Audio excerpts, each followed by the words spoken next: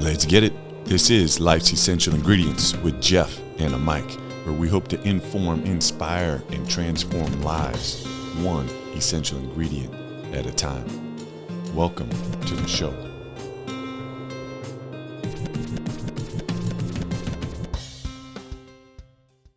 Here we go again, my Pasho. Great show on tap, listeners. Thank you so much for tuning in to another episode of Life's Essential Ingredients with Jeff and a Mike, the real deal. My Pasho coming from San Pedro. We have another guest from North Los Angeles area, and her name is Leah Ellis. Leah, welcome to the show. Hi, thanks for having me. Yeah, so excited. And first of all, where you can find Leah via her website, Endeavor Financial Coaching, and I'm going to spell it out, ENDEAVOR, financialcoaching.com. She also has Instagram at Endeavor Financial Coaching. A little bit about Leah. Money mentor by day and financial coach/bookkeeper by night. Leah is all in to help eliminate money stress in America's families and small businesses. And man, I'm excited for this. I'm excited for every show, but I'm going to stop right there. There's so much more to Leah, and I'm going to get to it. But just with the pandemic, and Leah, you don't know, but I'm a nurse. And I've done that for 29 years and had a few health challenges. And so I'm not working in that capacity anymore, but stress is the root cause of about 85-95% of disease. And then that just jumped out at me, reading that stress in America's families. And if listeners, we can just get a little bit of insight from Leah today to lessen that stress that allows us to focus on what is truly essential in our life. Man, what a great use of our time for this episode.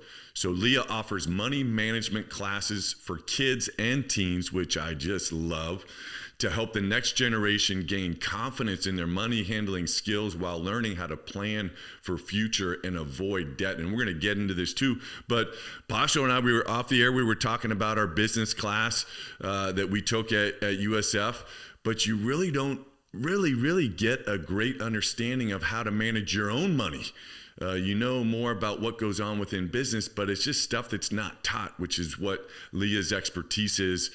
So Leah started her own company, Endeavor Financial Coaching, and dedicates her time to teaching fed up Americans how to break the paycheck-to-paycheck cycle and reach their money goals. So Leah, we always start out our show with a thought of the day. So we're going to get right into this. And it's from Tony Robbins. Why to do something is much more important than how to do it. If you get a big enough why, you can always figure out the how. If you have enough reasons, you can do virtually anything in this world. Why would I pick that for you after researching you a little bit? Because I'm stubborn as all get out, and you probably saw it in a few places. I do a lot of things in a lot of different ways, but at the end of the day, my why is because people are scared of money. But money is not scary. I say it all the time. At the end of the day, money is nothing but digits. 0 through 9. My 3-year-old can recite them, and so can you. You don't have to be scared of them. They're not going to jump off the paper and bite you. So we're going to get into those digits. Pasha always liked them some digits too back in the day, but we're going to talk about some other digits. So obviously you've gone through stress that has allowed you to achieve the position where you are now, which is why you're on the show, because we want you to share your life's essential ingredients. But let's unpack things a little bit. What was your life like growing up? And yeah, I'll just leave it at that. Oh, let's go all the way back. I was an Army brat. Before my stepdad joined the Army, he was one of those guys who got angry and quit his job when it got hot. So every July, he quit his job. Every August, we got evicted from wherever we were living because he didn't get a new job. He'd go get a new job. We'd get a new house. I went to a new school. So kindergarten to 5th grade is 6 years. I went to 7 elementary schools. So he joined the Army to get more stable, which is the first time you'll ever hear that anybody joined the military to get more stability in their life. And so then we only moved every 3 years. But I still remember a period when we were in that transition Whereas a family of 4, we had a 2-liter or a 6-pack of Coke and a loaf of bread to feed our family for a week. And that was what we had. Make do, eat or don't eat. This is what's here. And I just watched my parents make bad money choices because they didn't know any better. And then I got married and we made bad money choices because we didn't know any better. And then one day I woke up and realized I didn't want to make those bad money choices anymore. That's what we changed our lives. And then when I realized how it felt change our lives, we launched a business to change more lives. Yeah, so you felt that pain, and just goes back to that stress in America, and you felt it as an individual, unfortunately as a child, having to experience that without even knowing what's going on. And then you becoming an adult and saying, hey, you know what? I made some of those same mistakes, and I'm going to break the cycle and choose something different for my life and the lives of my children. And off the air, Leah was sharing how she just had her 3rd child. So congratulations on that. And what has been the best thing to come from the pandemic and being at home more with your 3 beautiful kids? Well, I was a stay-at-home, work from home, homeschool mom before the pandemic. So the pandemic didn't hit us as hard as it hit other people because we were already home, except for my husband was working a business trip at the time, and he left in February to come home in June. And then all the borders closed and he didn't come home until August. So a lot of learning how to function with my daughters and my husband on Zoom. We all got really good at Zoom. That's why I told you earlier, my 6-year-old can like change her virtual background on Zoom and knows how to use the Facebook Messenger filters because that's how she talked to dad. Nice. So I think the biggest thing that happened for us was just it gave our business a chance to really grow deep roots, because everybody had money stress before the pandemic, but people didn't want to admit it until the pandemic made it hit really close to home. And once they realized like it's not gonna just go away, they're going to have to address it somehow, is when we started picking up more momentum, because people had to do something. They couldn't do what was going on any longer. Yeah, Leah, I have a question, going back a little bit.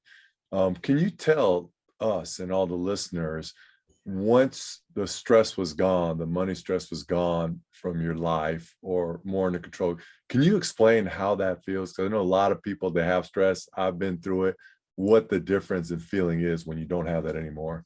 I don't lose sleep over money anymore. I don't lose sleep over money at all. In fact, this is a really recent story. Just yesterday, I went to take my daughter to dance. And when I started my van, my tire pressure light came on. That's annoying and frustrating. So I drop her off at dance. I go to Sam's Club to have them patch the tire because we bought our tires there, unlimited lifetime patches. Then he comes back and he tells me, well, the nail in your tire is on the sidewall. It's not safe to patch it. We have to replace your tire. 10 years ago, if I had gone to Sam's to get a patch the day before payday and they told me we have to replace your tire, I would have had a nervous breakdown in Sam's. Where am I going to get the money to buy the tire? How am I going to get home because they won't put the tire back on and I can't afford to replace it? What do I do about my kids? That would have been such an immense amount of pressure and stress. I probably would have started crying in Sam's Club. Instead, I took out my debit card and said, how much is the tire? And I bought a tire. I fed my kids Sam's Club pizza while we waited for them to put the tire on the car. And then we came home. I did not once have to call my husband and say, can you get a work advance? Which credit card do I use? I just bought a tire.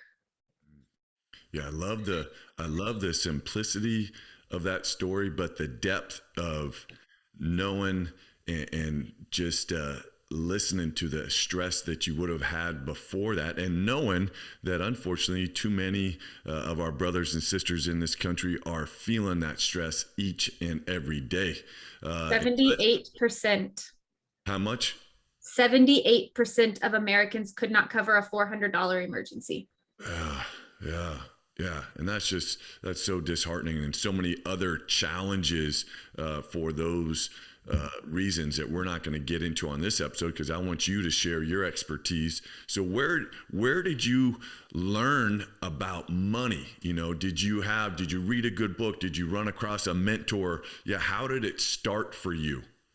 So I'm really stubborn and hard-headed. I mentioned I took Dave Ramsey's Financial Peace University for Kids my senior year of high school. Baby step number 1 is save $1,000 emergency fund. I said, that's ridiculous. Only rich people have $1,000 left over. There's no way I'm ever going to be able to do that, and threw it by the wayside. My husband and I got engaged. As a wedding gift, his mom gave us the Total Money Makeover. I said, I already know everything that's in that book. It doesn't apply to us. We can't do it. And I never even cracked it open.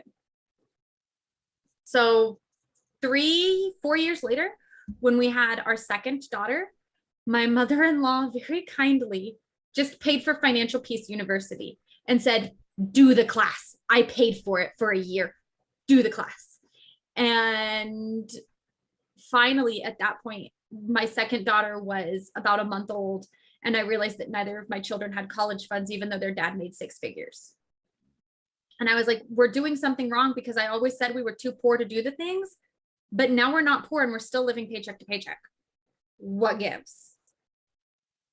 So we did the class. We finally did the grown-up thing, and we took Financial Peace University, and we did the stuff. I covered my master bedroom, the back of the door, with debt payoff sheets. And every time we paid a payment, we colored something in until it was all paid off. And it was actually not the class that we took, but the hitting the breaking point and then having a lifeline thrown at us. Because my mother-in-law, I think, probably was getting to the point that she was going to start literally throwing things at us. But how cool. What a great story of, your mother-in-law really being a blessing in your life, and you being in the space to be able to hear that and receive that, and then take an action towards that. Hey, we're going to go make this happen. And then now realize, hey, you know what? I want to take this blessing, turn it into my purpose in life, and then share that with other families who were experiencing the same thing that I was. And if I can turn my life around that way, I'm going to teach you how to do it. What a cool story. Let's get into a few things that you've learned for maybe some of the listeners, just some questions. Especially I'll go with one with I have 2 daughters, and my oldest daughter is 25 and working as a registered nurse.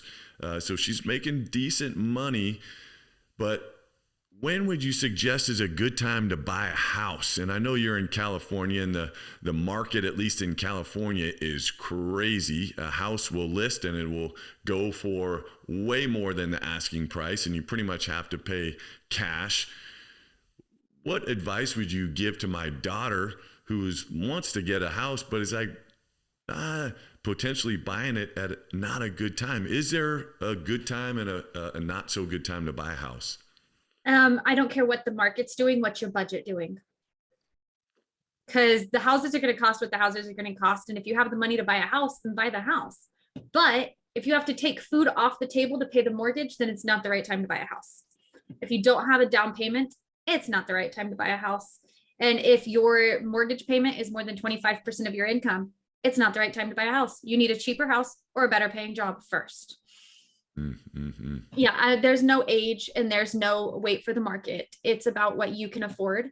Because the truth of the matter is, more housing's not ever going to be cheap, and it's just going to go up. You have to save, and it's going to take time, and it's going to take dedication. And then once you get the house, having the right type of mortgage is going to be a maker or breaker for you too. I actually teach in my money management classes, there are 9 types of mortgages. 9. Yeah. Why do we need 9 types of loan to buy a house? Because some of them are easier to get. So you can be broke and get a mortgage so you can foreclose on it and they can sell the house again and they make more profit off of you. That's a terrible thing to say, but that's sometimes how banks work. Well, I did not know there were 9 types. They didn't teach us that in our USF business class. There are 9 types of mortgage.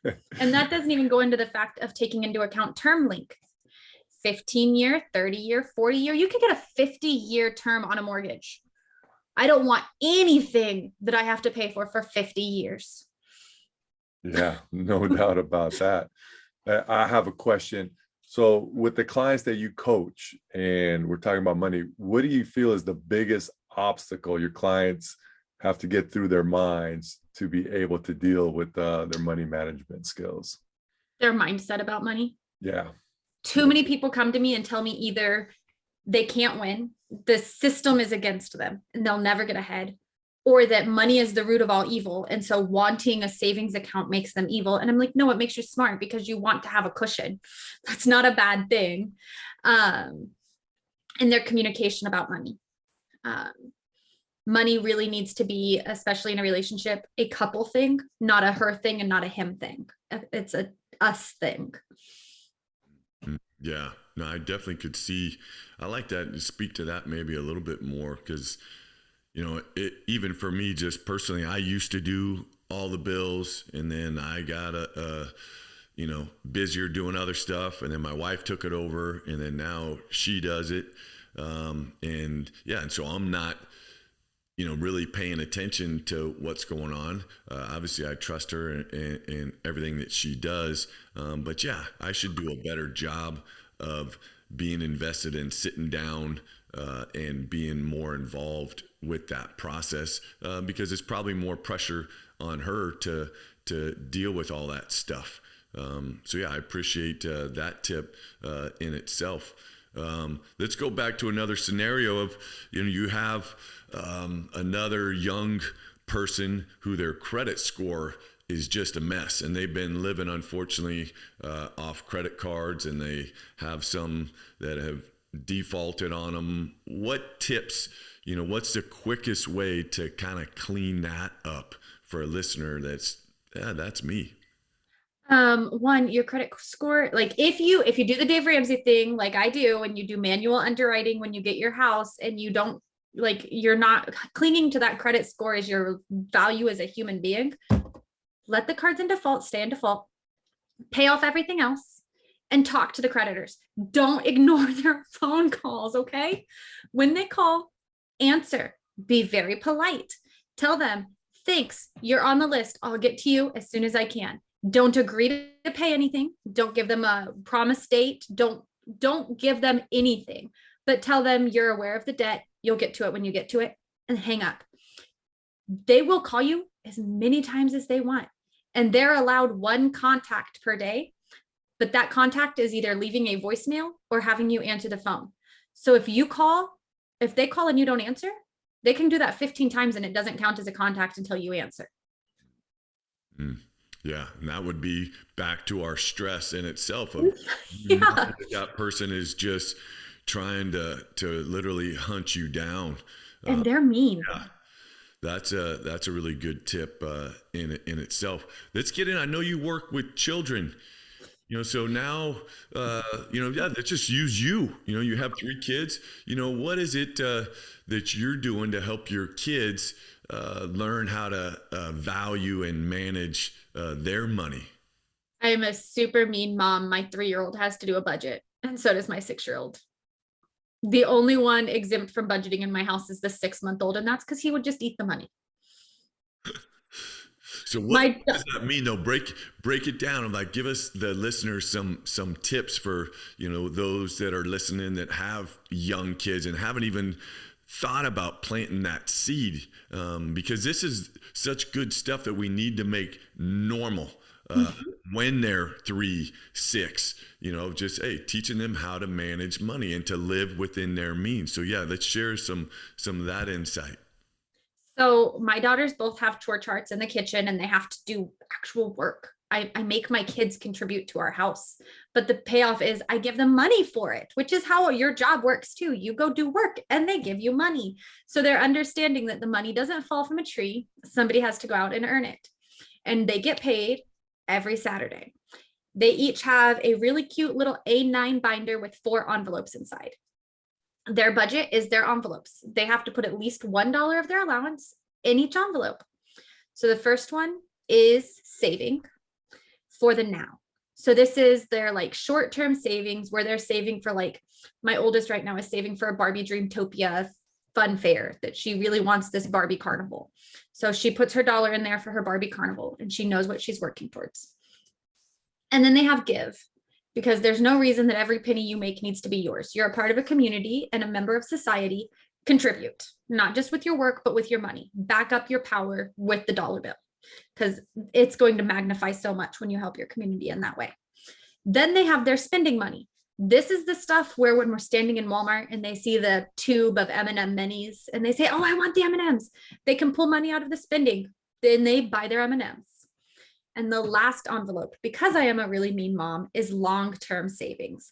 My 6-year-old and 3-year-old are saving for college and their first cars. And they have to put $1 in their car fund every week. My oldest daughter already knows the kind of car she wants because she knows that she's working towards something. She's got motivation. Every time she puts the money in there, she wants a hot pink Mazda Miata with the eyes that open, because there is no girl more quintessential girl than my 6-year-old. Oh man, I love that. And just that, those little gems right there, just invaluable. I love how the kids are having to take the model of which we have. You know, you go to work, you get paid. You know, you do a good job. You don't get paid. And then saving, and then I love the long-term savings of working towards something and having that intrinsic motivation and even extrinsic motivation of like, hey, I'm going to work towards this, and maybe it is that car that's giving me that lesson for right now. And then the last thing that I really, really love is you're already teaching them to look out for others in the world. And if we're blessed to have a profession or a job, to be able to share my gift with everybody else. I know one of the things, speaking of gifts, that one of your gifts that you want to share with the world at some point is to be a TEDx speaker. What's the message? Give us the 20-second version right now of your TEDx speech. Your mindset over money controls what you do with your money. You want power over your money and you want power over your life, and having a plan and getting over all those mental hurdles of stress, guilt, overwhelm, and cynicism, and into a future where you're the boss of your money will give you more hope than you ever thought possible. Pasha, let's sign her up. Hopefully somebody that's working some of these TEDx can hear that and feel that passion and inspiration. I want to get into, again, this show is called Life's Essential Ingredients, and you've shared some great knowledge about money and how it's you're sharing that gift with the world and the clients that you serve. But what are some of your essential ingredients? How do you do what you do each day? And I'm talking about maybe routine. What's the best thing you do for yourself to allow you to be mom, to be significant other, to be, daughter-in-law, all these other hats that you're wearing? What's the best thing you do for you, Leah? I have a really detailed planner, because I do wear a lot of hats. And the secret is I have a really detailed planner and Calendly. And Calendly and my planner keep me organized. And I like that Calendly lets me go black out dates.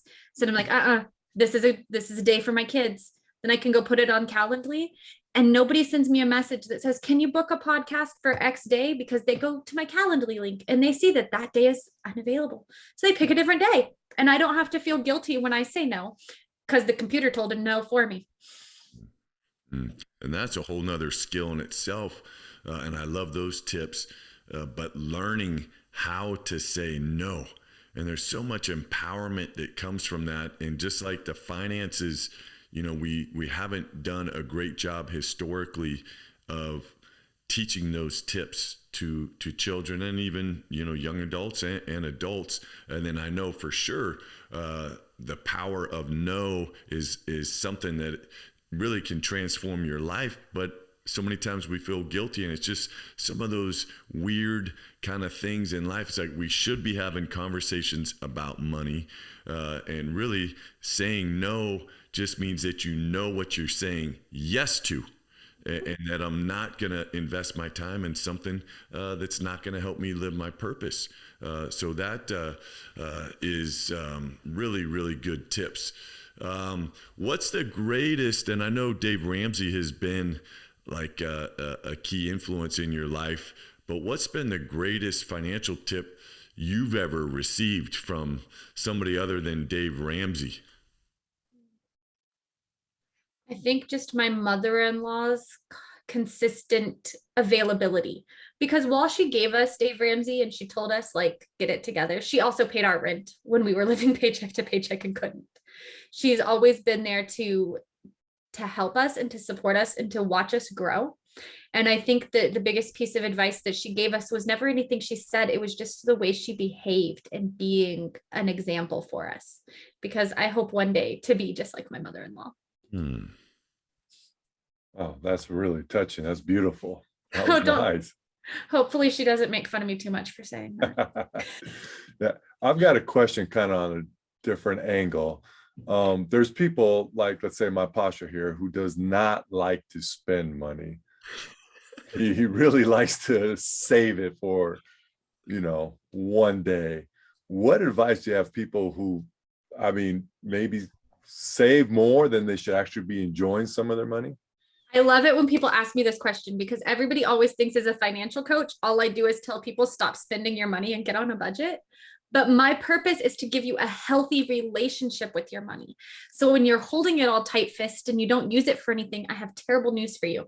There is exactly 3 things you can do with money. There's only 3. You can never find anything else to do with them. You can spend it, you can save it, or you can give it away. You can't take it with you when you die. It doesn't get made into clothes if you ask nicely. You spend it, you save it, and you give it away. If all you're doing is holding it, you're missing out on half the fun of giving it away. And if you're not spending any on yourself, then you're missing out on the experiences that you earned by earning the money. There's only 3 things, and to have a healthy relationship with money, go do all 3. Pasha, did you write that down? I did. Okay. All right. Spend it, save it, give it away. Pasha is really, Leah, he's just throwing me under the bus pretty much right now. You see him just laughing over there, but that's why he's my Pasha. Let's see. I think we're in a good spot. What is it, Leah? I'm going to fast forward because I think you've done an amazing job on this show, but you're a young lady now. Let's fast forward, 60 years, and you've lived an incredible life. You help thousands of people learn how to manage their money. And John Alston has an amazing quote: the only thing you take with you when you're gone is what you leave behind. And now you're on your deathbed, you're surrounded by your kids and who knows how many grandkids.